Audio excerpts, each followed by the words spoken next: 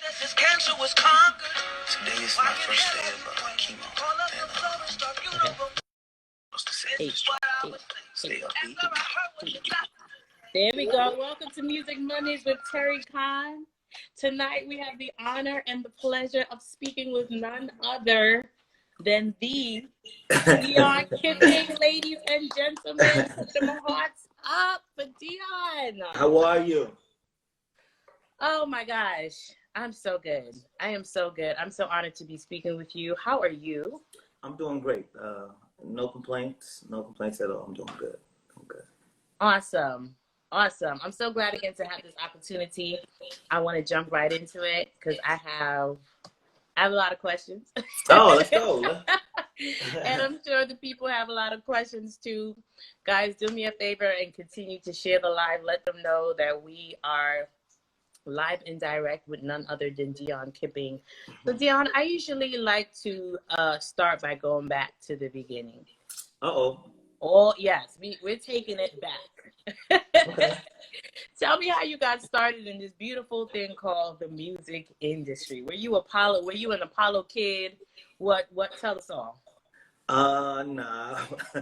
I wasn't an Apollo kid. I mean, let's go a little further. Let's go back just to music in general. Okay, yeah. So music in general, my grandparents were pastors in Bridgeport, Connecticut, where I'm from. They were pastors out here. Small church. They didn't have no musicians, no choir, nothing like that. They had their grandchildren. And my grandmother was a militant and trying to get us to sing. Nobody really wanted to do it. So she first made me sing a song called Sign Me Up for the Christian Jubilee. She made me sing that everywhere she went to preach. And I got to the point where I guess she, singing was cool, but she was like, no, we don't got no musicians for the church. So she would sit on an organ and sing devotional songs and just pat the organ, and I had to play something. Whatever came to my head, I just had to play. And now, how old are you at this point? I literally is probably like seven. Wow. Yeah. I'm trying to get my son to understand my story because I'm trying to get him to play, but he don't want to do it. Yeah. So I was like around like 7, 8, in between there, and right. So my grandmother and grandfather introduced me to just music in general, church, the church sound, the hymns,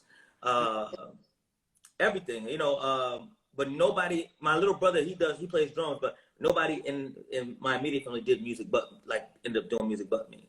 Wow. My cousins that sung, they were forced, but they were a little older than me, so they were more rebellious, so they kind of got out the way. They broke away. Yeah. But after that, I started to love it. I started to love the idea of playing and singing. Went through high school and during high school, I met a guy. His name was Gerald Isaac, who happens to be my manager right now. Nice.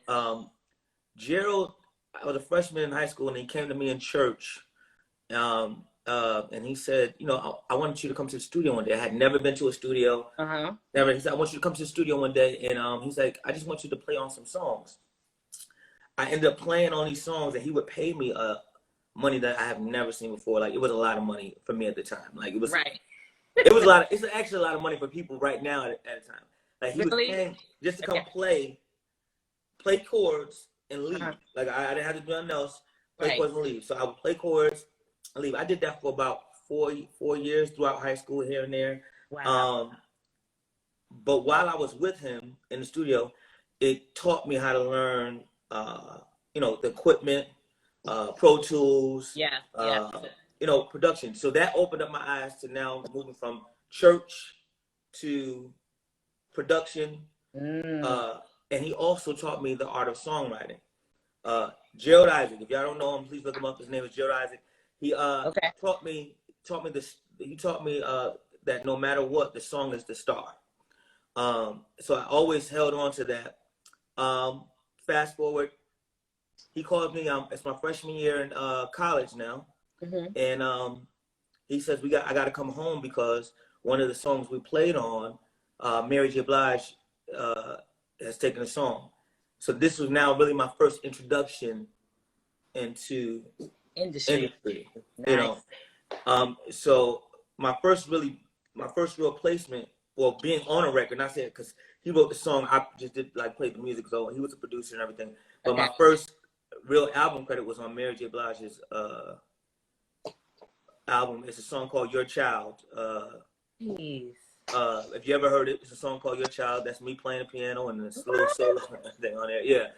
So that was my first introduction, and then I started doing songs like Mario and Angie Stone.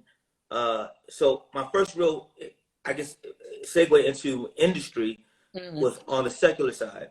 Okay.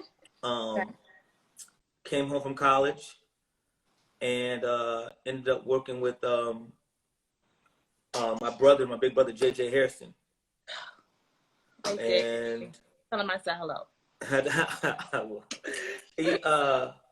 I ended up working with JJ Harrison. I was sitting Youth for Praise rehearsals. First off, let's clap it up for Youth for Praise, because Youth for Praise is a pioneering group from my city. Yes. And you know, I used to sit in their rehearsals and watch them, Sean Brown and JJ, how they would like it was just amazing how they would put these songs together, and it's like when Awesome God came out, like they were just, and thing is, I had no desire even to do gospel music at this particular time. Like it wasn't even my thing.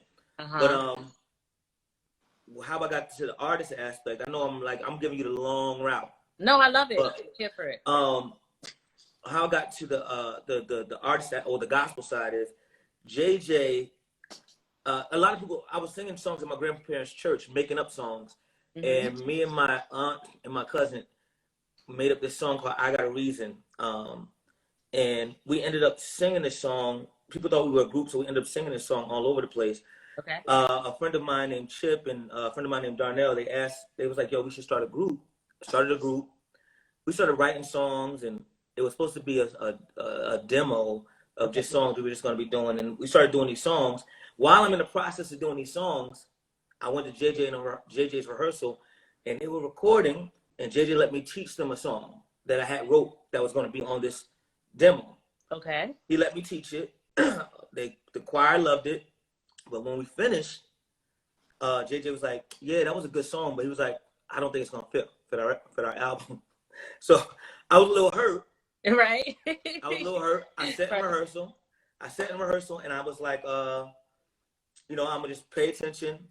I left that rehearsal while they were still going on. I came home, came here, and I sat on the piano and I said, played "An Incredible God Deserves an Incredible Praise." I started singing that. Yeah. Called JJ and was like, "Yo, what do you think about this?" And he said, "Finish it."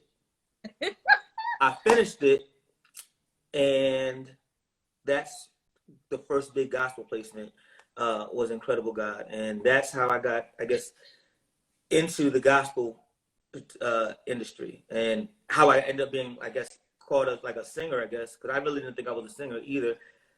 JJ, have you heard yourself? No. I have. No, I still don't think I'm a singer. There's singers. I'm looking down this thing. I see singers in this room right now. There's singers in here. I'm just. Do I need to play you your own album? Okay. I'm just happy to be you know, somewhere in there. But JJ had me lead Incredible God. Yeah. And that's how it ended up kind of like just switching. So I went forward with the record that I was doing, and went forward with rocking with JJ on more songs. And you know, I've been in the industry since then, and it's been great. Yeah. So for those of you who are in love with Incredible God, just like I'm sure all of you are, that it was that dude Deon that wrote that, and he's penned many of songs that we sing these days. That's amazing. So did you always? I can't. In hearing your story, I don't hear I was an aspiring artist. Like from the time I was younger, I just knew I was going to do music. So when you were younger, what is it that you wanted to do? When I was younger, I had this idea. I wanted to be in the music industry. Okay. I wanted to be a record exec. I had no like desire to do production or I just wanted to be something behind the scenes. I didn't want to do anything like be an artist. Never had no desire to be an artist ever.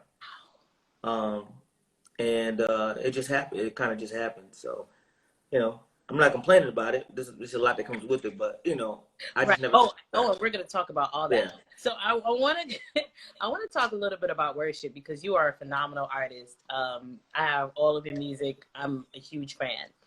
But there is something, Deon, about when you lead praise and worship. It's just like a whole different Deon, right? So I usually like to ask praise and worship leaders, what is your definition of worship? True worship. I think my definition of true worship is simple. I think it's relationship. It's literally just, for me, it's just relationship. It's time spent. It's getting to know someone. When you develop like the relationship, and over the years, if you get to know someone, and you know, your bond just becomes stronger. And I think over the years, I've gone through so much. I've gone through so much in my life that my relationship developed so much. Hey, how you doing over there?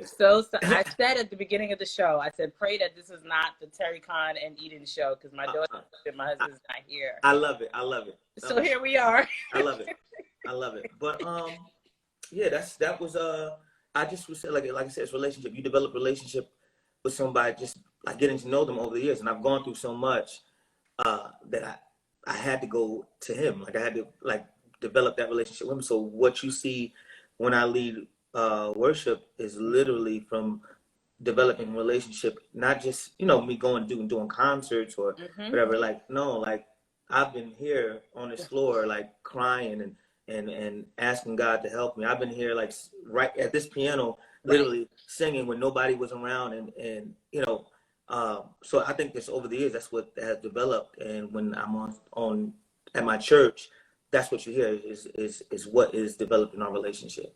Wow. So taking that even deeper, then what is the role of a worship leader? I mean, I think everybody, for most people know that well, most people don't. Okay.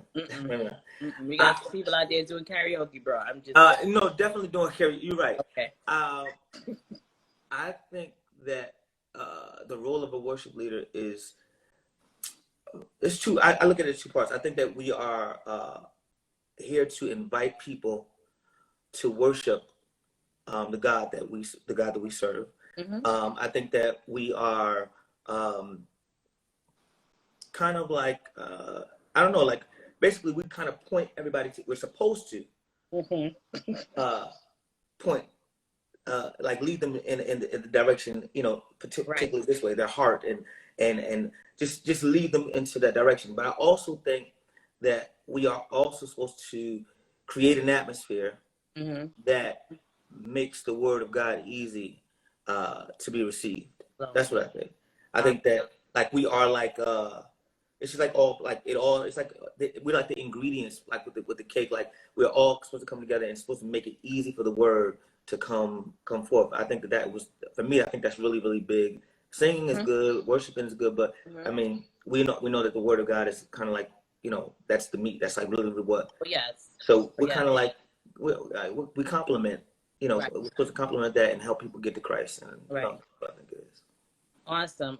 And you know, I ask these questions knowing who usually tunes in. We usually have a lot of independent artists, a lot of aspiring artists, a lot of praise and worship leaders. So I try to drive that point because, you know, we've been in some sessions and we're just like, this is karaoke, and not. He said this is karaoke. No, you're right. Definitely been some. Probably true.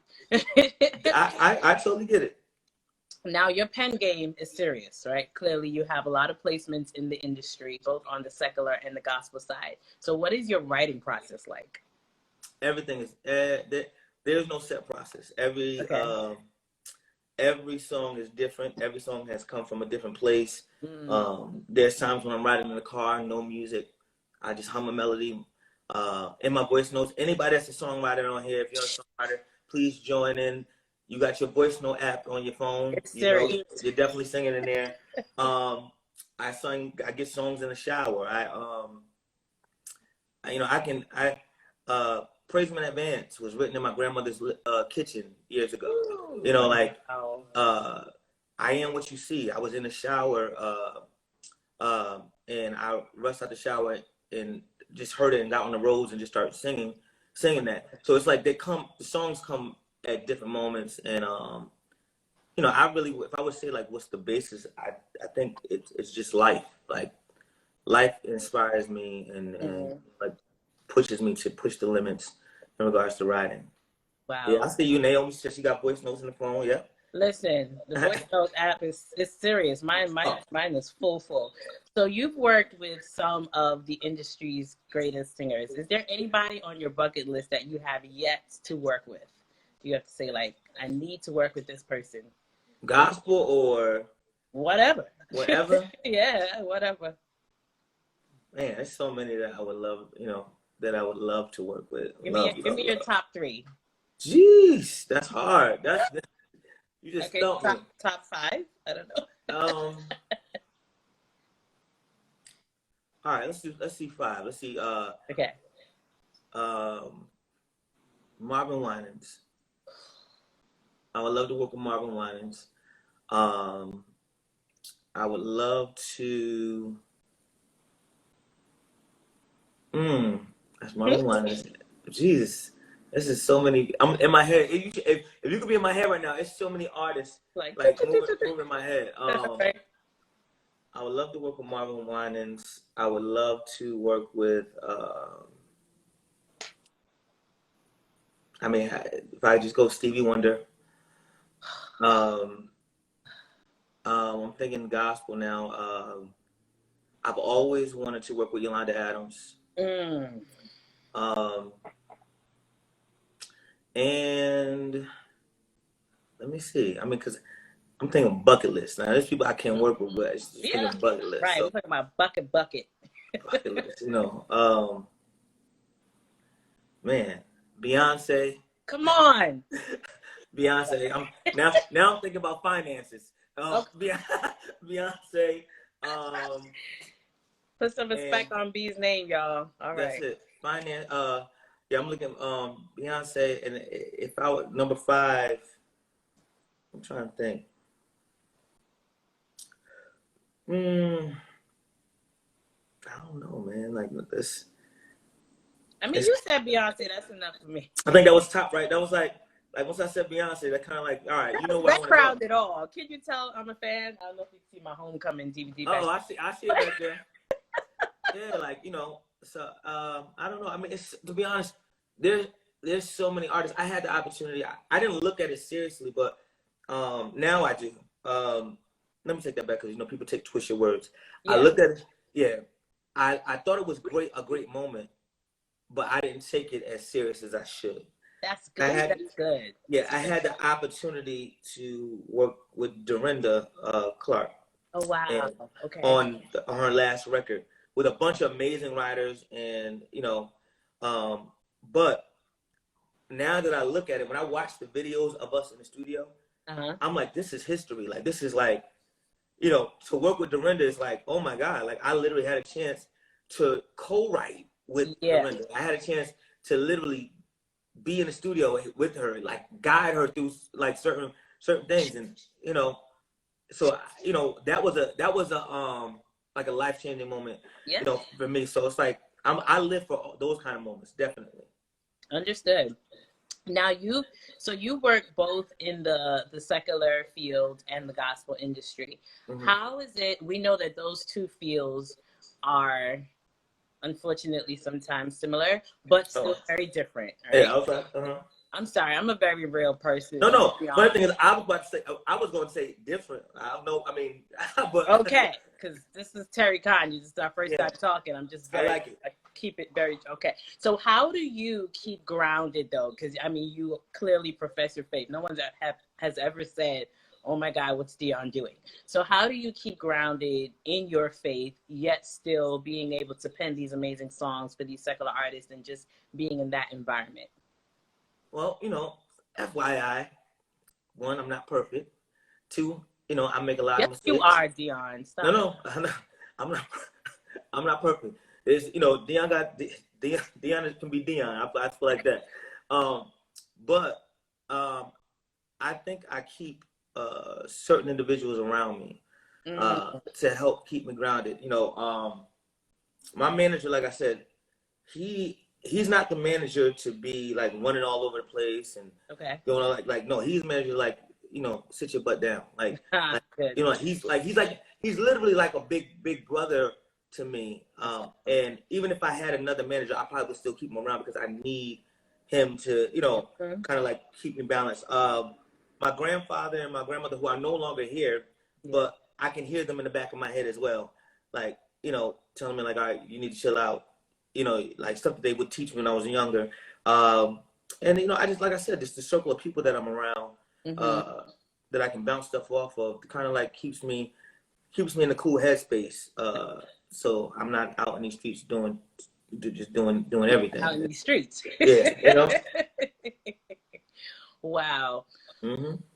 You know, one thing that I really admire about you is that you are a very transparent, you know, individual. You have shared some of your deepest moments with us, some of your most sacred moments. You always come and you share that, and I really do appreciate that about you. You know, you made the announcement, or the announcement came out in 2017. Stage 3 cancer. Yeah. What was the first thing, the very, very first thing that went through your mind when you heard the diagnosis? The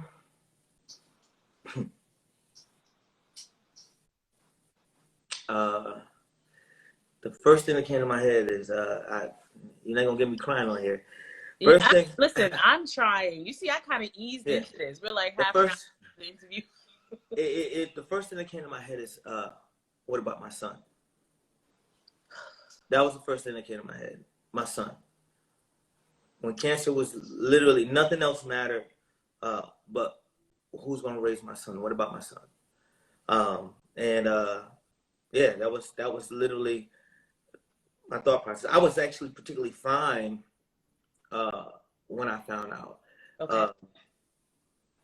Because I led worship that same night. Like I left my mother. I got the diagnosis through a phone call because my mother, when we went to get the colonoscopy. You know, I don't usually have anybody that's in here. No, my mother. I love her to death, but my mother. She can be a little too much sometimes. She's mama. She's mom. So I don't really involve her in a lot of my affairs and certain things like that. But she found a way to get the doctor's information. And she called the doctor from that day I got that colonoscopy until Black Friday. So it was about a week. She called him every day to find out. Because they had already said they had found a mass that day. But she was just like calling, trying to find out what was, like, didn't say nothing else. She called every day, and on that Friday, Black Friday, he called her back. Like, you know, you've been calling me every day, like, kind of like, she's like, yo, you know, basically you get on my nerves, and but I want to tell you what we saw was I'm not supposed to tell you over the phone, but it's cancer. And she gives me the phone, and I'm in the house. I'm just like, well, what am I supposed to say? Like, it's cancer. Okay, cool. We'll see. We'll talk about it. I hang up. I talk about it. I leave it alone. Cause JJ and there was a concert going on that I had to sing for, and you know, my mother was like, you know, what are you about to do? And I was like, I'm going to get ready to go sing for this concert. Wow. I was like, this is all I know. You know, this is all I know to do. Like, this is what I do. In that same moment, I mean, I tell the story all the time, but in the same moment, she's in the living room and she's looking up. My mother's looking up everything, you know, that it could be, and trying to. She's on Google, just Googling away about cancer. Right. My grandfather, before he died, he left me this Bible, you know, one of them big Bibles, and I literally took that Bible. I don't know what made me do it, but I took that Bible and I put it on my bed and I flipped it open, and it landed on. Now I don't have, like, I always say this, like, everybody had those testimonies and, you know, those stories in church. This is not. I don't have a bunch of those, But this particular time, I literally opened up that Bible and it landed on around Mark 18, and it says, "You shall lay hands on the sick and they shall recover." That's literally where it landed, and that is no lie. I think if you go in my room right now, that Bible, because I don't use that Bible, I use it on my phone. Right. That Bible is still open on that scripture. It possibly might be. I might have changed it, but there was also anointed oil that my grandfather left. I started taking that oil and started just praying for myself. So my mother, she probably thought I was tripping, but I had good examples. My grandparents, you know, like I seen them, you know, go through the hardest moments, and all they knew was prayer. Like all they knew was like their faith was just strong. So that night, I was fine. I sung at the concert. I worshiped. I got the video. Like there's videos on my Instagram that I look back at and remember the night. But when I came home and I held my son, that's when it literally hit me like, who's gonna raise this? You know, who's gonna raise my son? And that was literally like kind of like my thought process. Like, nothing else. My prayer was, God, like, you know, just keep me here for him. And you know, I'm here. So, you know. And was there something that like caused you to go to the doctor where they found something, or was it just a routine checkup? No. So my sister Shantae, she passed away sickle cell, and TC Clay. Yeah. He had in that same year he had passed away. You know, we were all around the same age. You know. Yeah. And I was like, yo, too many people around my age are passing away. Look, let me just go get checked out. Okay. There was no symptoms. There was nothing. I had no symptoms whatsoever. And, you know, it just turned out that the doctor was like, he said, you're too young to get a colonoscopy. He said my liver levels were high. But he's like, you know, you're getting older. Things like that happen. And I said, well, I don't want no colonoscopy. Like, I'm good. Like, you know, let me go. So I go get in my car, and I heard something say, go back upstairs and schedule a colonoscopy. Oh my God. And I get out the car. I went back upstairs and said, Doc, I'm going to need you to schedule that colonoscopy. And lucky I did it, you know, because it was stage 3. And, you know, I'm looking at, like, Chadwick and certain people that had the same cancer that was just one stage above. You know, it could have been another way. And I'm just grateful that I'm just still here to even be have an interview with you and, you know, talk to you. Let me tell you, I'll get to me in a second. Let me ask you a few more questions. So I've unfortunately I've been in the same home with someone that has had to go through chemotherapy, and I know the effects of it, and I know that it's not an easy feat. So during this year, I would say it was about a year ordeal, maybe almost a year for you. What is the thing that kept you going? I mean, I know the saints were praying. We can be deep. The saints were praying. I prayed, brother. I prayed for you. Let me tell you something. I'm grateful. Myself. I'm grateful. I'm grateful. I appreciate every prayer. You are most welcome. You know, the concerts are going up, the saints are praying, but I know that there were times where you felt defeated. So what is it that kept you going? My son, you know, so crazy. You know, and this is, you know, just me being transparent. The church has a tendency to, you know, when you have a child out of wedlock, to make you feel like crap, right? And, you know, it happened to my mom. It eventually, years later, because I was like, after I heard her story, I was like, it ain't never happening to me. Right. But I ended up having a child out of wedlock. But what was crazy is, you know, when people ridiculed me about having a child, this same child is the child that saved my life. Look at that. And my son is the perfect example for me that, you know, that like, yo, like God can use anything, anybody, and what people don't understand, he understands. So my son was literally I can remember not being able to like run with him, to you know, play with him. I can remember those days where, you know, we would, like, he wanted to run down my hallway, and we had to make games like who can walk the slowest, you know, like who can get there, because you know, I wanted to make sure that he knew. I didn't want him to know really everything that was going on, but I wanted to make sure that he knew that I was trying. When he walked into my house, I would, before he was here, I would like literally like be hurt, like laying there. But when he walked in, I got up as if everything was all right. So I believe that, you know, literally he gave me this motivation to push forward, because I just knew I had to. If I didn't have any other reason to live, that was literally my reason to live. Like, and you know, I'm grateful for my son. Like anybody, you know, anybody that knows me and knows my, like, you know, like my son means literally the world to me. And going through this moment, it's even bigger. You know, I tell the story, but I had a ileostomy bag. Okay, yeah. Attached to me, and they said you couldn't pick up your son. You know, you couldn't. They said I couldn't pick him up. I couldn't do certain things. And my son literally would ask me every day, like, you know, are we gonna be able to go to Chuck E. Cheese when you get this bag off? I'd be like, yep. When I get this bag off, we're gonna be able to do it. He's like, are we gonna be able to run and play at the park when we get out? He would ask me every day. I know people have heard this story, but I say it all the time because I want people to understand. Okay, yeah. He would ask me every single day, like, Dad, when you get this bag, he called it, and I cannot remember what he called it. It wasn't a bag. It was like a boo-boo or something like that. He called it something. But he asked me every single day, like, when you get this off, we'll be able to do it.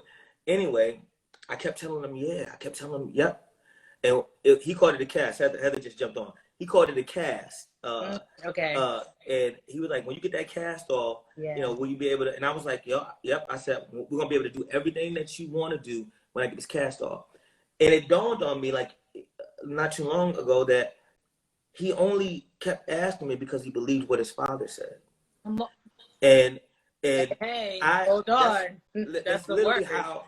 That's literally how I wanted to. I look at it now as the fact that I keep asking God for stuff because I believe what He says. And it was literally the most, I guess, parallel relationship between me and my father, and Deon and me. He kept asking, and guess what? Now, what he thought was going to be permanent, what I thought was going to be permanent, because I thought the bag was going to be permanent, is literally a memory to my son. Because now he says, Dad, you remember you had the cast on? Like, do you remember? Now he looks back at it now, like, you remember you had the cast on? It's like, you don't got to know. We play, we do everything. But he was my motivation. He kept asking me, he kept pushing me. And I'm here not just because of him, but because your prayers, because everybody prayed. People were praying all across the world. All across the world, yeah. All across the world. I got people still hitting me from Africa, still hitting me from Japan. Literally, I could not believe it. And, you know, I don't know. I ask myself sometimes, you know, how do I don't know. I ask myself literally, like, why did I share it? But I know why I shared it. I shared it because I didn't want people to be like, you know, he had this and didn't. Right. You know, if I started losing hair, if I started losing weight, if I, like, certain things started to change, like, I wanted to be able to control the narrative of my story. Like, this is what I got, and this is the truth of, you know, about what I got. But thanks to God, thanks be to God, I got fatter, and I didn't I didn't lose weight. But I want to read a comment that I saw earlier from Shalita. And guys, if you have any questions, please hit the box with a question mark in it. We're going to get to your questions in a few. Please don't post any questions on the wall.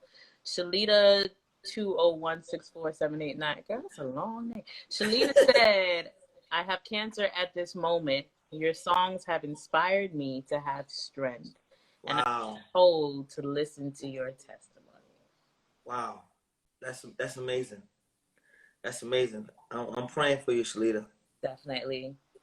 And I have to tell you, I'm gonna take off my host hat for a second and talk to your sister. When I saw the video for Proof, I was crying all over again. The end when your son hit that belt. Yeah. Because my father passed of prostate cancer in 2012. And, you know, healing from that process, it was a lot for me. Yeah, I believe it. my father was the epitome of faith. Like the epitome, man of God. He was bishop, man of God. I mean, I didn't know anybody more saved than this man. And he had so much faith that he suffered with cancer for 8 years. We never told anybody. Wow. We happened to find out because all of a sudden he just kept having these fainting spells. We took him to the hospital. And doctor's like, oh, you have cancer. And he's like, so they say. And my mom and looking at each other like, did you know? So they say. And in my eyes, for God to take such a faithful servant, it did something to me. Shook your faith. It did something. Mm-hmm. And I think this is the first time I'm actually admitting this. Even after years, there was still, even after I rebuilt my faith, there was still some residue there.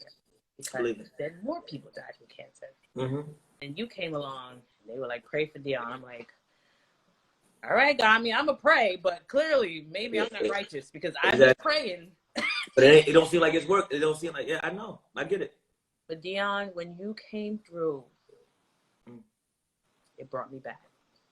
Wow. And I have to say thank you. And I've been waiting for the opportunity to say I'm so grateful for you. I'm not saying God made you suffer for me, but it's definitely helped. It's definitely helped me. And I know that you have touched millions of lives. And I really, really, really, truly thank God for you.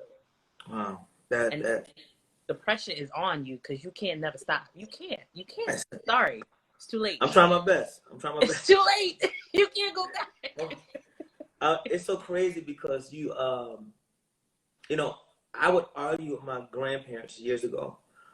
I would be like, you know, we don't see these miracles that y'all talk about years ago. Like, you know, my grandmother would tell me stories about how they would cut the cast off of people. She would tell stories about, you know, like how they would like see limbs growing back and right. All these different stories all the time. And, you know, I would tell her like, yo, we don't have miracles like that. And when cancer hit me, I felt like God was saying, well, since you don't have miracles like that, then I'm going to make you the miracle. And, you know, that's what it looked like. That's what it felt like to me. Like, there were times where I didn't believe it was going to, you know, I wasn't going to make it. But then there was a lot of times when I just was like, no, this is something bigger. Like there's something happening behind the scenes that I didn't have anything to do with.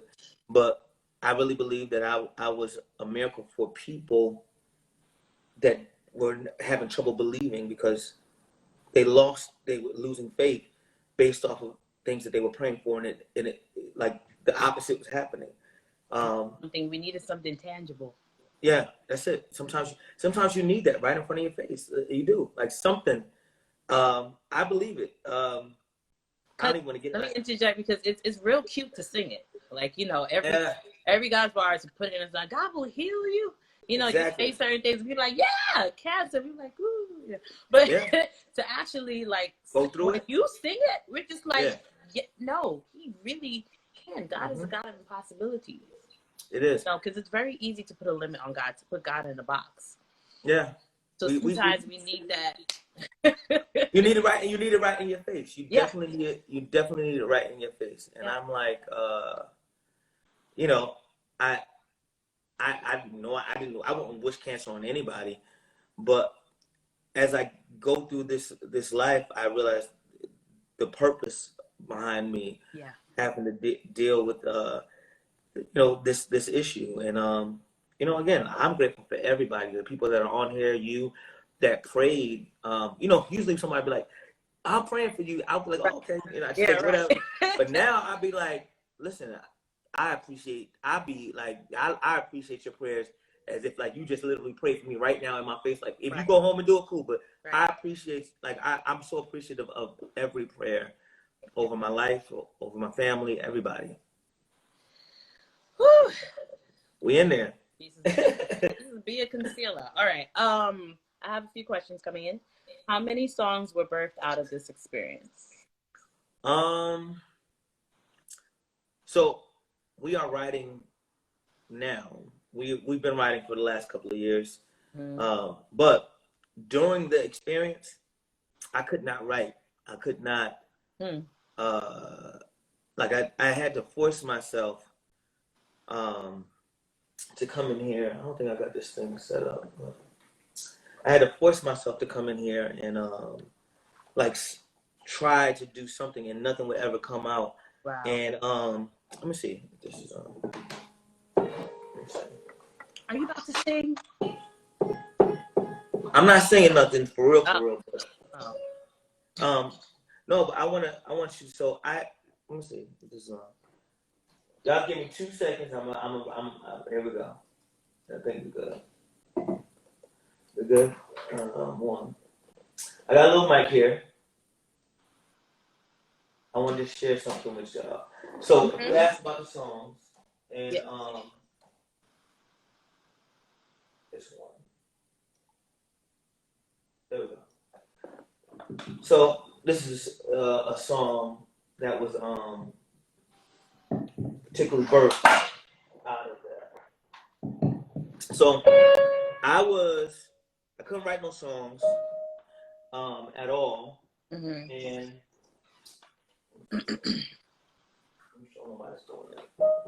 here we go.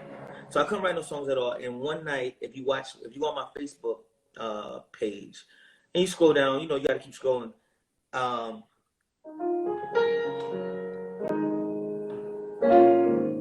This is what came to me.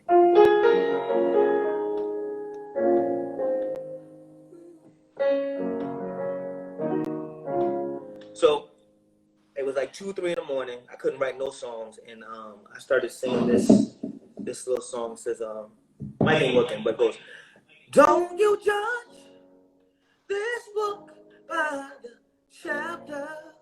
In the end, there will be a happy ever after. He's gonna do it for me. Whoa, he's gonna do it for me. Whoa." That's what I kept singing over and over again. And if you watch the video, I'm definitely in the wrong key. It's definitely too high for me today. But I kept singing that over and over again. And that literally was the first song birthed out of the experience. So top of the year, you will hear, "Woo! He's gonna do it for me. Whoa, he's gonna do it for me. Whoa." But you guys will hear it. It's an amazing song, though. I'm sorry, so this is the one who said he's not a singer. I'm definitely not a singer. One of my singers is on here, Josh Brown. He literally is a singer. If you ever, he's a singer. He's a vocal arranger. I've been around some amazing singers for the majority of my career. So what I think is good singing is I'm okay. They're like great, Okay. To your standard. I just lost my aunt just a few hours ago due to cancer. Wow. Darnell Tody, I am so sorry to hear that, sweetheart. My condolences. Praying for you and your family, Darnell. Definitely. I have a few questions. Sorry. Whoa. Okay. Yes, Vocally Narcotic said Deon Kipping is a singer in all caps with about 4 exclamation marks. That's Josh Brown, y'all. Y'all go follow Josh. Is Josh. Okay. That's Josh. He is a real singer. Josh is a real singer. And he's amazing. He drills me like to try to make me become a better singer. He makes me self-conscious. Okay. About singing, so he knows. He's probably gonna say something smart, but asking, what is one of your favorite songs you've written? One of my favorite songs that I've written,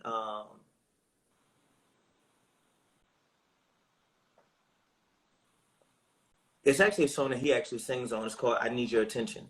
That's yeah. He's one of the singers on that song, That's one of my favorite songs that I've ever written. It's him, my sister Tasha, and Anisha Figueroa. I Need Your Attention. That's song, bro, you had me crying just all day, by the way. I was like, whew, that's a song. That's literally one of my favorite songs ever. Like, you know, Josh laughed. Me and my sister Tasha, we got into a fight recording that song because she wanted to sing it her way. I wanted her to sing it the way I wanted. I literally kicked her out of the studio. We ended up not talking for like a week. I literally just seen her yesterday. We ended up not talking for like a week, and then ended up recording the song. And what you got on the CD is what it was really birthed out of all of that. And you know, they're Tasha, Josh, and Naisha, amazing singers. And that was one of my favorite songs I had the chance to write. That's a song. That is a song. I have one more question here. I just recently found out my aunt has stage 4 lung cancer, and I feel lost, but I move every day like I have to. Let's see the rest of this question, Jesus. Hold on one second. What advice could you give to keep the faith?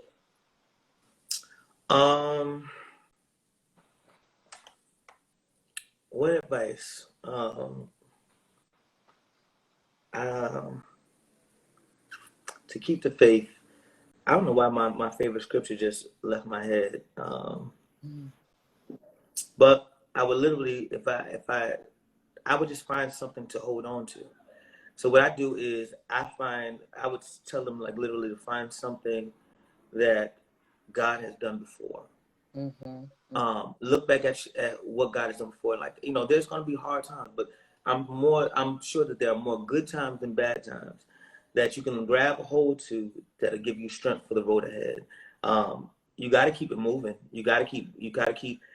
I think if you stay still and you stay stuck, that is the ingredients for disaster. In some places, I think for somebody just in general that's going through something like that, you got to find a way to keep moving, and you got to find a way to remember how good God has been. Remember how good God has been so that you'll have strength to make it through the storm ahead. Look, Heather is on here helping me today. Let me tell you something. Hey, Heaven. Romans 12:12. So, yes, everybody knows. Yeah, there you go. Thank you. Romans 12:12. Be joyful in hope, patient in faithful in prayer. Right.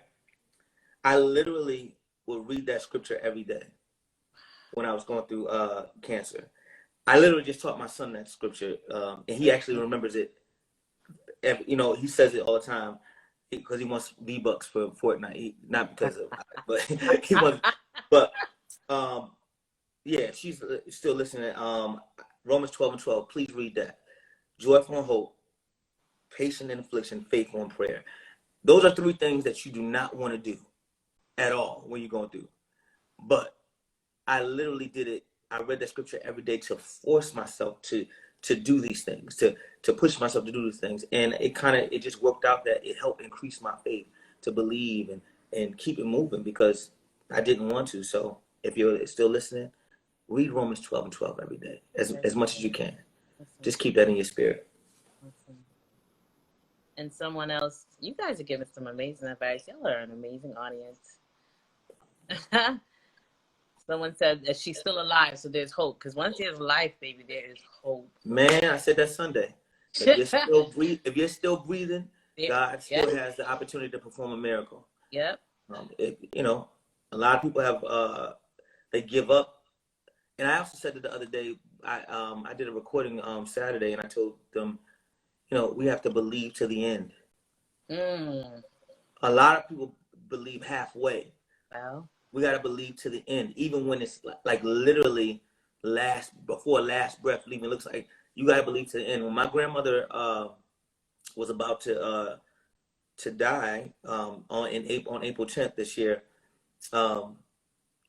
which was so hard for me, I sat in that room. I was the only one because COVID was going on. I was the only one able to sit in the room. So I sat in that room for about an hour or two with her, and my grandmother, her faith in God was so much of an anchor for me that I sat in that room and believed that she was going to get up or something was going to happen, even to the end. Like that literally was the opportunity. Like I literally believed to the end. When I left the hospital, I still believed that something was going to happen. Now, am I mad that it didn't happen? I mean, it bothered me, but the thing is, what I hold is what she taught me. Right. Believing to the end. Like, you know, God is still able. And if he don't work in this area, he gonna work in another area. And you're gonna know like, oh, this is him. So I'm like, I just want people to like literally my biggest issue with Christians is we sing, we preach, we play, but we don't believe. Like we don't activate this thing that we talk about. Are there moments that we are shaking? Of course. Yeah, but after the shake, like what do you do? Like, you know, like what do you do? And my thing is this last 3 years for me, listen, it's been like hell. It's literally, you know, God bless y'all, but that's what it's been like. Right. But I keep believing. Like it's been instilled in me, like believe to the end. Why am I singing this music if I don't believe it? Like why am I writing these songs if I don't believe it? Like no, I really have to believe to the end. And if I don't say anything today, you know, I want y'all to hold on to that. Like y'all gotta believe to the end. Like don't give up halfway. Believe to the end. Always, to the last breath. I don't care if the doctor said, yo, they're gone. Believe to the end. And if something happens that doesn't work out in your favor, keep on believing. And that's where I'm at with it. Believe to the end. Thank you for that. I'm just gonna ask one more question. Cantrell. Is this Cantrell the artist? Hey, Cantrell. Yes, that's my little brother Cantrell who has he got a recording on October 30th. Yes. I need to, I'm actually trying to come with my church family from Harvestfield. You came to Harvestfield and blessed us, Cantrell. You are awesome. See? And he wants to know, who is your favorite artist from Connecticut? My favorite artist from Connecticut. Oh man, who's my favorite artist from Connecticut? You better say JJ. No. Let me see. From Connecticut. I mean, I have a lot of favorite singers. I don't know. I mean, I have favorite. I don't know if I have a favorite artist. You know, we have.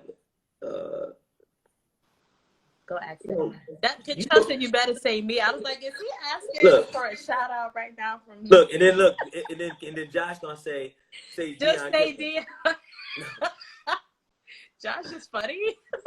No, honestly, I love You for Praise though. I do. You for Praise has been from just overall pioneering from when they first started. Like, you know, you got to give them their credit. Yes. And they literally have been doing so much for so many years. You know, there's we have so many artists here. You definitely got Duba, you got Cantrell, you got Brittany Stewart's here. You got Kimberly Joy. Okay. There's so many people. Woody Vereen. Connecticut has a lot of great artists. Let me stop naming people. It's Kimberly Joy. She doesn't sing with Phil Thompson, does she? Yes, she does. She sings with Phil Thompson as well. Yep. I have experienced. Amazing. Kimberly Joy. Amazing. From Connecticut. My God. Yeah, there's a lot of singers here. You know, when we get to a segue out and when you ask me what I'm doing now, I'm going to mention something. Yeah. Okay. Well, let me ask one more question from Paul, because Paul is my brother, even though he's disobedient. And I said, do not post on the wall. He said he wants to know, and I thought it was an interesting question. So, are there any songs that you've given away that you wish that you would have kept for yourself?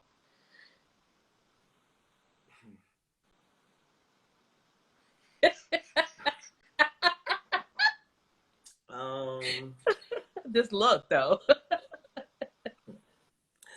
You know, I used to think like that, but I don't think like that anymore.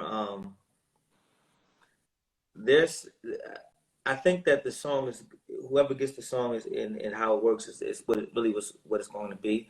Okay. I also, I know Josh think they got Come a on, song. Josh, is he being politically correct? Is he being super safe right now? All right.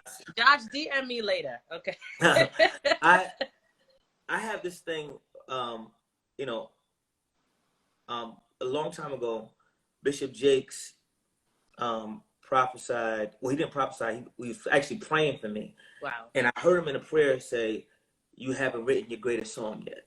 Ooh. And from that prayer, like, I've always had this idea, because, you know, songwriters that shop songs and are artists, they wrestle with, like, should I give this away? Right. Or shouldn't, or I shouldn't give this away. But then, you know, at the end of the day, like, if you are a songwriter, you can, if I wrote one praise in advance, I could be able to write another one. True. You know, so now I look at it as like, you know, if the opportunity presents itself and it's a time for me to share a song, give a song away, I'm okay with that. I can share a story with y'all real quick about a song called "I Don't Look Like What I've Been Through." I don't look like. Why is Kentrell's question coming up again? What is that? Who's the favorite artist from Canada? Kentrell, I already said you were not my favorite artist. Please say his name. You keep asking the question, but so I have a story about "I Don't Look Like What I've Been Through." If you don't know, but there was this artist that was signed, an R&B artist, signed to Atlantic at the time, and some producers, I won't name their names. Okay. They basically called me and tried to bully me into giving them. Basically, they said they already recorded the song. They were just letting me know, just to be nice, that they were going to take. They were going to, that they were going to take the song and she was going to use it in an R&B song.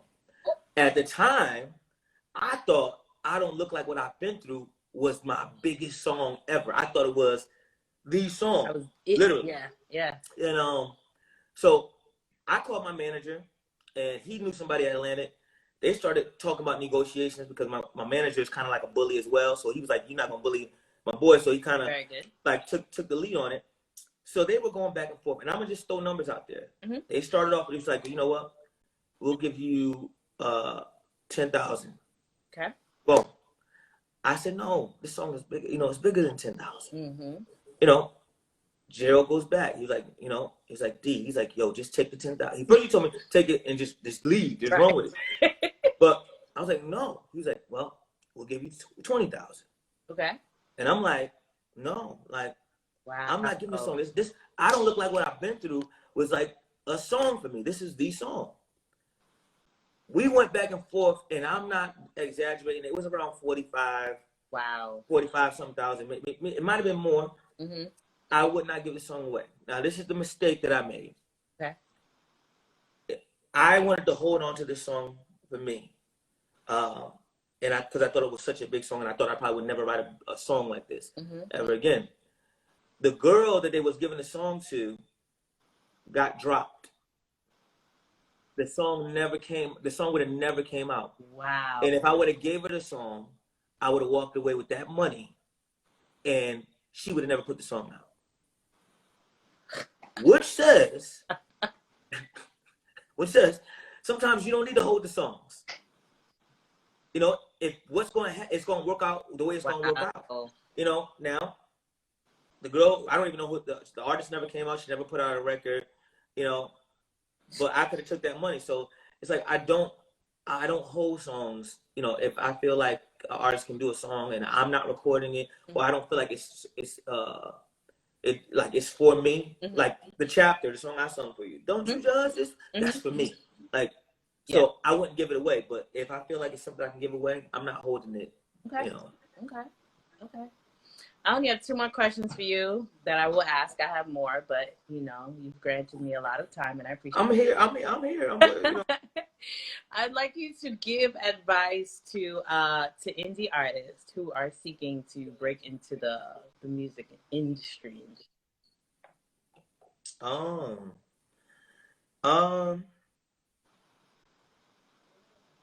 say this. I say stay committed to your sound. Don't change to fit the mold of something else. Sometimes, and I'm being honest, I got caught into it. Okay. If you go back to Real Life, Real Worship, my first record, you know, it had a sound that was just different. And it was, what we were doing was just so different.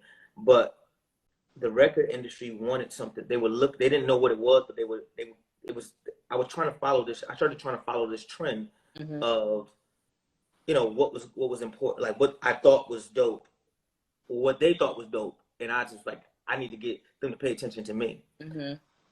What I would say for indie artists is follow what you hear. Wow.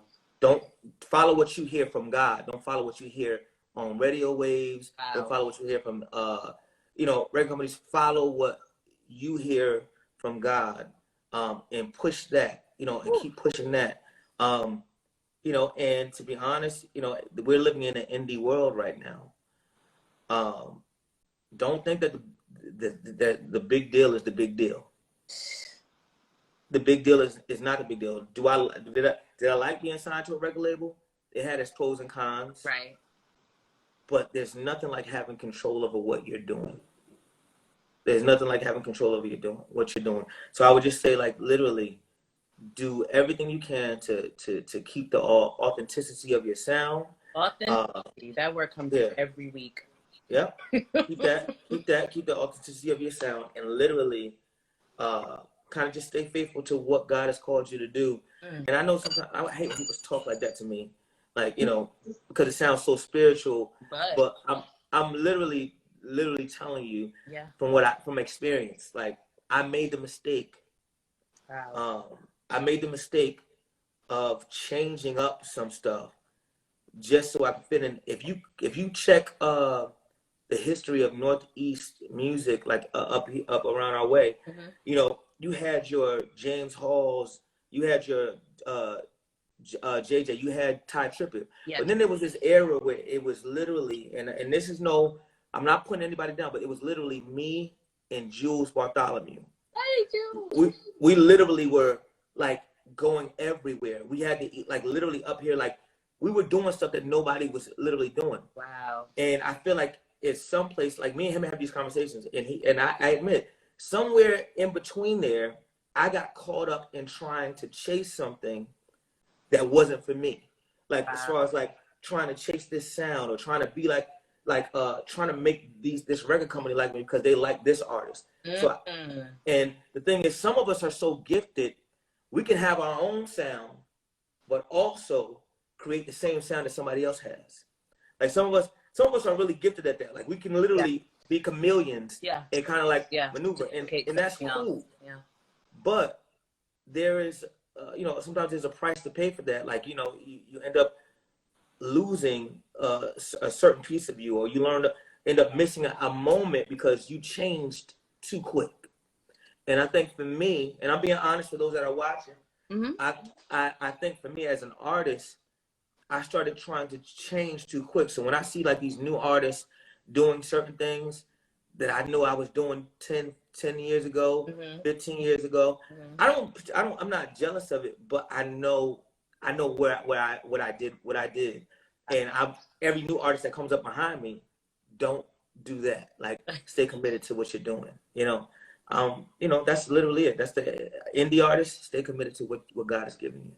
Stay committed to what God has given you, even if it's not the popular opinion, exactly, or even if it's not trending. So what if, and I'm playing devil's advocate, what if I'm an independent artist and I've been investing thousands and thousands of dollars for years, and I'm broke, and I get approached by a record label finally, and these terms are bad, or they want me to conform to, they said, come, be, care, or share.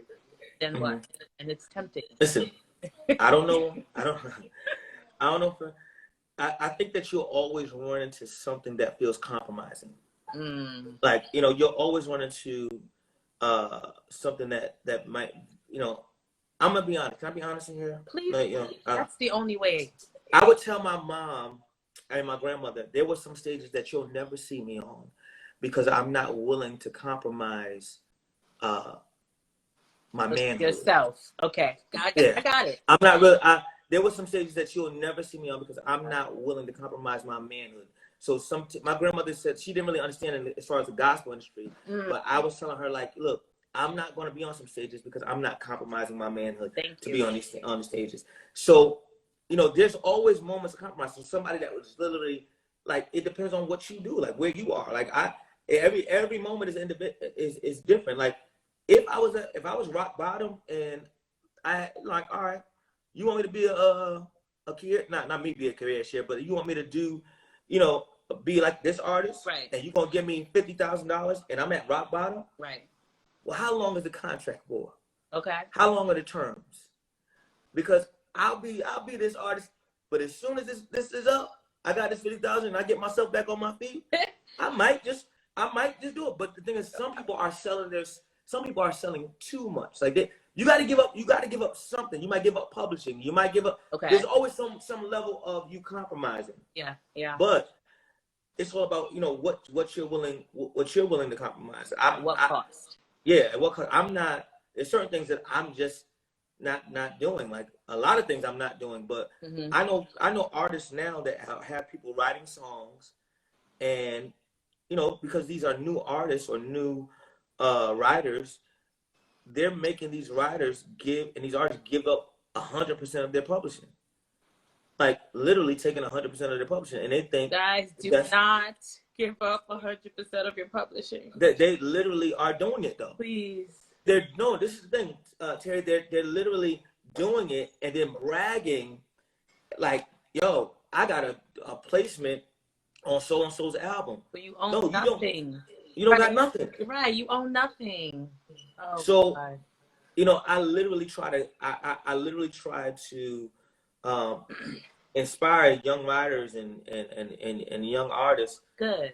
Just to kind of avoid the mistakes that I particularly made, mistakes that that because there's new stuff happening. Like everybody wants publishing, everybody wants money, everybody wants. And my thing is, they'll do whatever they can to try to get you. And even if it's gospel, so all that, praise the Lord, man of God, save all of that. Let's get this contract situated. Okay. You know, people don't like when I talk like this. I do. This is all I know. Like it's literally all I know. But we need the truth, because for lack of knowledge, my people are getting stiffed out of their royalties. You know what I'm saying? Of longevity, of everything. So we need to know the truth. Definitely. I mean, I try. I literally try to. I feel like that's where I'm at right now. I feel like I'm a bridge. And I feel like my role right now is to help these younger writers and younger artists, you know, kind of like just learn from my mistakes, and also help them to go after what they're supposed to be going after. And you know, that's just my role, as well as me still trying to write music and produce and all that stuff like that. But, so my next question is, what next? And I feel like I'm going to answer for you. So what's next is Deon Kipping is going to have a seminar teaching on writing, on publishing, on contracts, on legality, mentorship. You can take it from here. It's all right. That's in there. Okay. That's definitely next. Okay. You know, this year has been for everybody a trying year. For artists, it's been so hard. You know, we've had to find creative ways to make income. So this year, you know, it was hard for me. I lost my grandmother, all that stuff like that. So my mental has been like, you know, like I just had a lot going on. So now, you know, I had to take a minute and let me just say this. I'm announcing it here. I started my own record label called the Underestimated Group. Right? Yes, that's awesome. How I'm excited. I'm excited about it. So calm. I'm excited. I'm excited about it. Like, come on, be hype. I'm excited about it. So in a pandemic, I decided to start a record company. Come on. And you know, I've been recording records and songs with so I have music that's coming out with a producer named Dana Survey. Okay. I don't know if you know Dana, but he produced for Ty Trippett. He produced Miranda, all her new music. I'm about to say Miranda Sanders, but Miranda. He's been producing Jason Nelson, but Dana Survey. We've worked on a lot of music together. Will Davis, I've done some music with him. We've been working. So I have some new music coming out. As a matter of fact, I think I'm going to drop a single in the next 3 weeks. Come on, single. I'm going to drop a single within the next 3 weeks. But what I'm really excited about is, I have other business ventures that I try to do, but the record company is so big for me right now, especially with these new artists and new songwriters and things that are taking place. Yeah. I had this vision to gather a bunch of people from my area. Okay. Like songwriters, singers, musicians. We would do this thing called the huddle. I saw it. It would be like a worship vibe, right? Literally, we would come together. I would set mics down on the floor, and my group and we would sing songs, and then we would let worship leaders come, and they would sing. From me visiting Maverick City, I don't know if you heard of Maverick City. Yeah. I visited Maverick City, and I literally was down there riding and hanging out with Dante and Chandler and all of them. Awesome. And I came home, and I was like, you know what? I said, this needs to be like something that I do here. So last weekend, 2 weeks ago, and I don't know if anybody's here, I transformed the huddle that we did into the huddle writing camp. I selected about 14, 15 individuals, FaceTimed every single one of them, shared the heart of what I was trying to do. I wanted a group of people that would put egos aside, a group of people that had a heart for worship, that was still down to earth, balanced. I didn't need nobody so deep in the Holy Ghost, but I wanted people that were balanced. Some people that never had placements, people that you never heard of. Right. I rented out Airbnb in Southern Connecticut, and we worshiped in this house. Oh my gosh. And we took, I separated all of them in different rooms and put them in groups to write songs. And we wrote about 10, 11 songs, had song shares. And this past Saturday, we recorded all of them. So the huddle, oh my God. Now, if you're watching, you guys can go follow the Huddle Worship. Okay. We are dropping the Huddle Worship this year on my new label. And that will be the first project, full project probably, that we do. So there's so many dope artists Control is one of the artists on there. Woody Vereen is on there. Yes. A guy named Esteban is on there. Elena. It's so many people on there. And when I tell you what happened Saturday at this recording, I can only imagine. I can't even put it in words. I can only how I've had some exciting worship moments, but this literally, I'm gonna tell you how crazy it is. My son doesn't like going to church. He don't like church. Okay. But he was leaving the experience with his mom, and he said she said that he started crying when he was like walking out, and she was like, "What's wrong? What's wrong?" She thought he was worried about me. He said, "I just love God. I feel God." Like, so I'm trying to tell you, like, Control's typing it now. It literally was unexplainable. I can't wait to even see the footage of what was, what happened. But I'm trying to tell you, like, every 2 months, we will be getting together, writing songs. We will be getting together, putting out worship music that people will be singing all over the world. Some Spanish. Oh my gosh. Everything. And not only with what you, the thing is, what you said about the teaching about writing and teaching about, some of these people have never, they don't even know what publishing is. They don't even know. So in these moments, I'm able to teach and let them know, like, all right, this is what you need. This is what you need to do.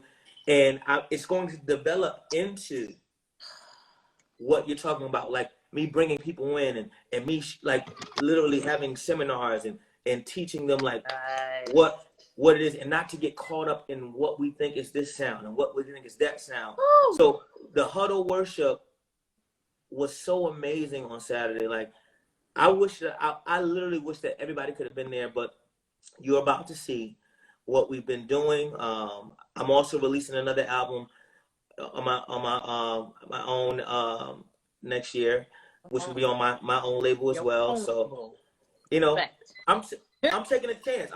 I'm really, and I want to be more transparent right here. Yeah. I'm gonna leave this here. My father asked me. He said to me 4 or 5 months ago. He's like, "Well, Deon, what are you gonna do next?" And I said, "I don't know. Like I don't know." And he said to me, he said, "Deon, all these years," he's like, "I never heard you say you don't know. Like you don't know what you don't have a plan."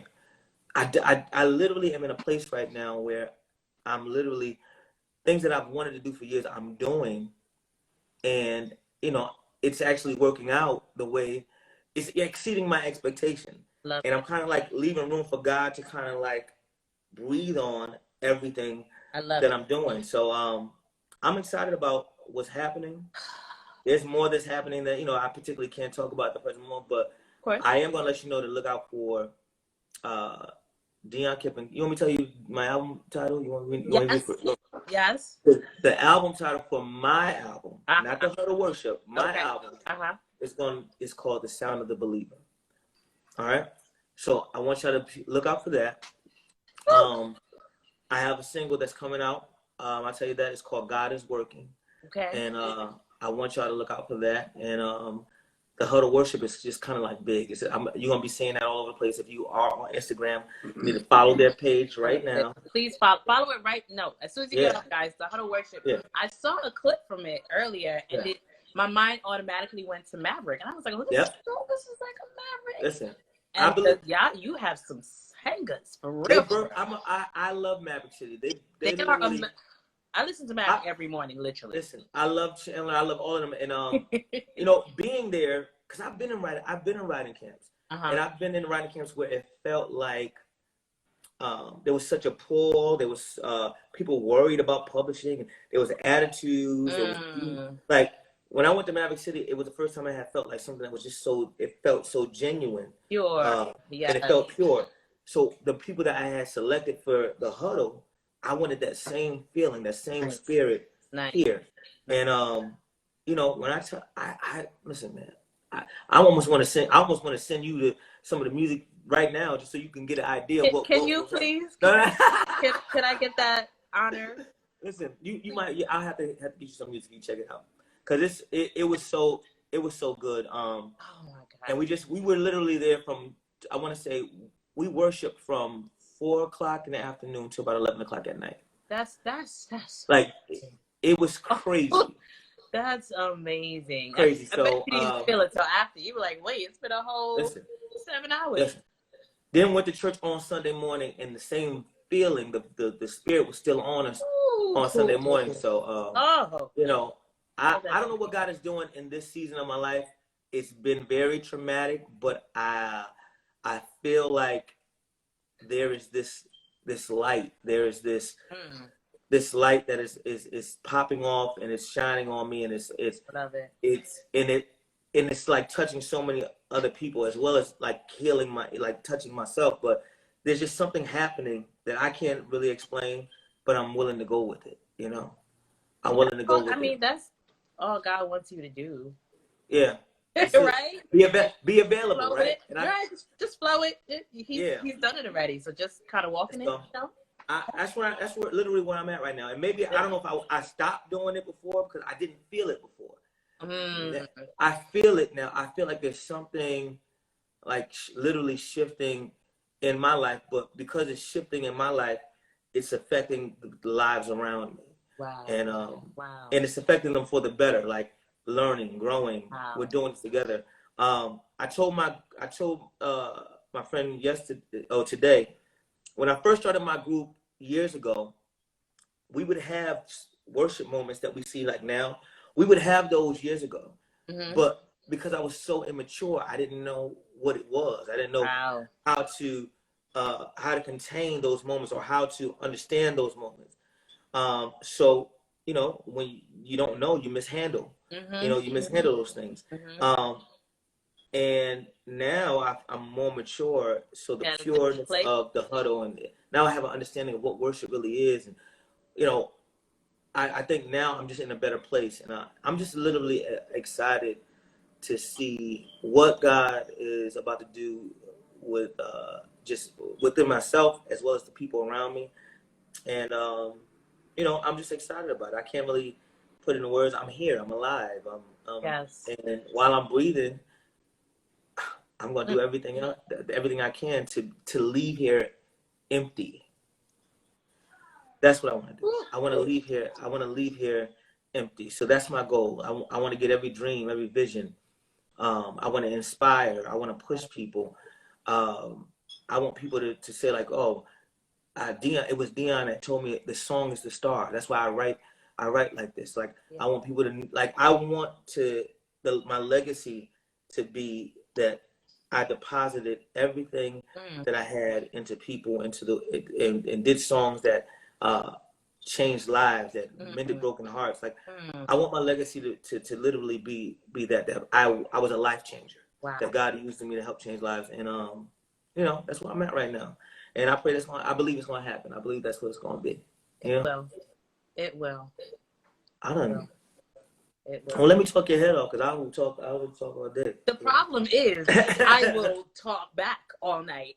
And I have another interview that I have to do at 8:20, but I was going to cut you off because, I mean, you're blessing me tonight. I'm seeing the comments coming in. Everyone who's listening is so blessed by you.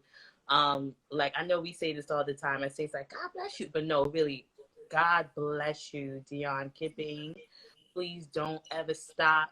I know there are going to be times where you feel discouraged because you made the spirit and the flesh. But just always remember what God has done for you. He is never going to change. That's right. And bigger and better is coming your way. I believe it. We're looking out for the Huddle Worship. We're looking out for the single. Congratulations on your record label. You are gold, brother. Thank you so much for your support, your prayers, and we definitely gonna connect more. Please, I look forward to it. Thank you again for your time. Thank you guys for, it's been another episode of Music Mondays with Terri, Cann. Deon, God bless. God bless you too, love. All right, good night, everyone.